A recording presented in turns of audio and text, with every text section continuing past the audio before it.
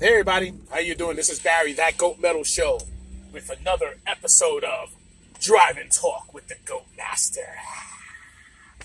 Hope everybody's doing well. Hope everybody's okay, man. Just coming out of some physical therapy, and I'm gonna be on my way to pick up my daughter. And wanted to just do something a little quick over here. Some things that just popped up in my mind of certain things I've been seeing or hearing. And basically, I just wanted to, discuss about this whole thing with people who are into metal, love metal.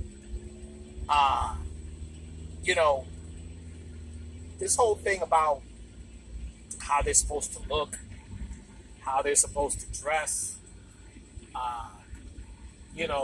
I get it to a degree, to a certain extent.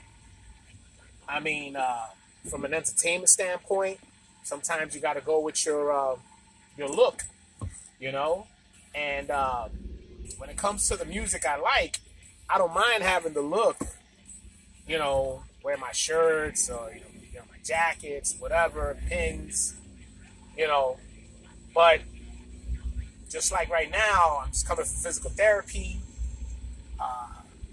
I got my Met gear on because I am a Met fan, by the way. I do. Metalheads can be sports fans too, by the way. And trying to try to even up the series against LA. So, dude, what the hell is this lady doing? Jesus Christ! Oh my God, we got stupid people driving around today. Anyway, so yeah, I just wanted to touch bases on that. I mean, there's been a lot of talk about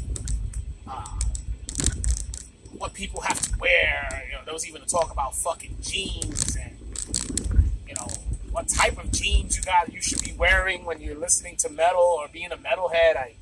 That whole I still making fun about the whole blue jeans thing or whatever. I mean, to me that's like it's just ridiculous. Okay, we forget that there's a difference from when we were younger metalheads. We were kids. Teenagers, we wore our shirts every fucking day. We made sure it was more of like a symbolism of who we are as kids and teenagers and so on. And there's nothing wrong with going to a show, rock your shirt, do whatever you got to do.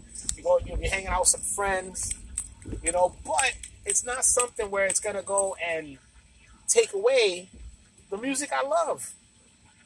I mean, whether it's black metal, death metal, thrash, hardcore, grindcore, old school metal, and everything else in between that I dig. You know what I mean? It's like, we gotta stop this shit already about making this whole thing about it's gotta be some type of fucking uniform that we gotta have on to distinguish who you are and what you listen to. I mean, that to me is kind of dumb. Now, when they talk about, but there's people who wear shirts and they're not even fans of those groups or whatever the case may be. All right, so fucking what? You know what? At the end of the day, I at one point I was a little bent out of shape about it, but then I thought about it, man. Do you think those bands are really gonna care that somebody who doesn't listen to their music paid money to buy their merch, wear it? You think they're gonna give a shit that they're a fan or not? No.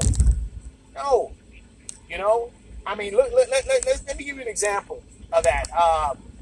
This guy, Varg. All right, everybody's making a big uproar about fucking Kanye wearing his shirt, right? What did Varg do?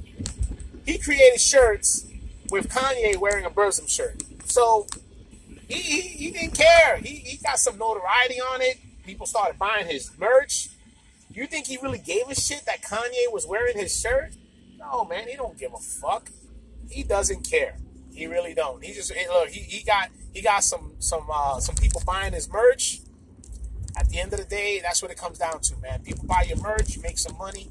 Because look, if you're selling merch and you're not, then what's the point? For that, don't sell no merch. The point of selling merch is to actually make some money. I mean, let's just be real about it. We're not, it's good that everybody else goes and looks out for each other and supports each other and stuff like that, buying their stuff.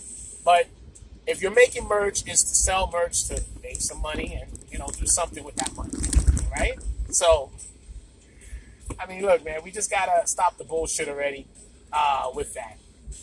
You know, it's not gonna make you more or less metal. You know, and so, you know, for those people who buy the stuff, look, man, if they buy it, they buy it. I mean, look, you might have, like, I'll give you an example. Again, I've given this good example to everybody over and over again. When I first started getting really into metal, I didn't know nothing about Iron Maiden. Nothing. Okay?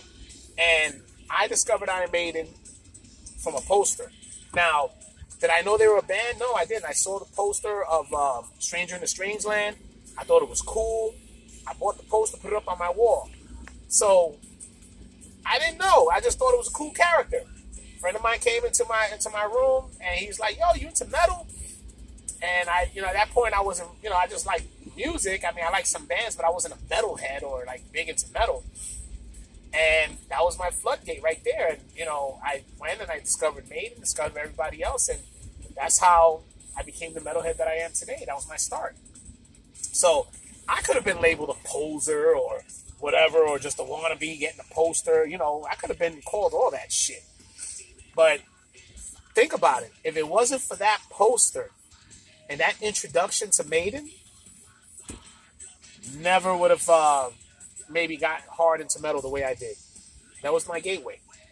And sometimes you gotta, you know, you gotta like look at it that way. If somebody is wearing a band shirt and maybe they just dig it for what it is, and then you know, you could educate them about the band, and then you know what, they're gonna say, oh shit, you know what, let me go give them a try. They probably bought the shirt because it looks cool. And then next thing you know, they get knowledge of the band. They start liking the band. Next thing you know, they're getting more merch. They're getting into the music, and that's how you get a metalhead going. So let's try to, you know, look. I mean, I know that sometimes some people want to gatekeep things and they want to keep things to themselves, and I get it. You know, it always has like a special place for you that it was yours. You don't want to share it. You know, but just like everything else, man. And then when you have children, you know your children grow. They're gonna change. They're never gonna be the same way you was. Just like metal. Metal grows, changes, and sometimes you gotta just give that, you know, that chance for somebody to discover your outlet and to appreciate your outlet too. I mean, that's why you teach. Instead of don't bring them down, teach them. You know, it's cool. It's a cool feeling when you it's like your kids. You raise a metalhead, you know. So teach them, don't destroy them. All right. But look, that's pretty much what I got right now. It's something I just wanted to get off my chest.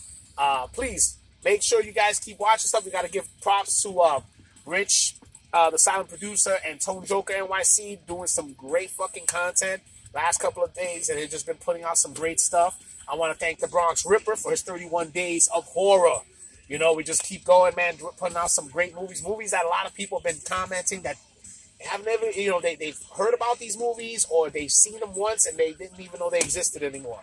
And it's a great time, man. So thanks a lot, guys. I truly appreciate you guys for checking in. You'll be hearing some more stuff soon, all right? This is Barry, That Goat Metal Show. Stay brutal.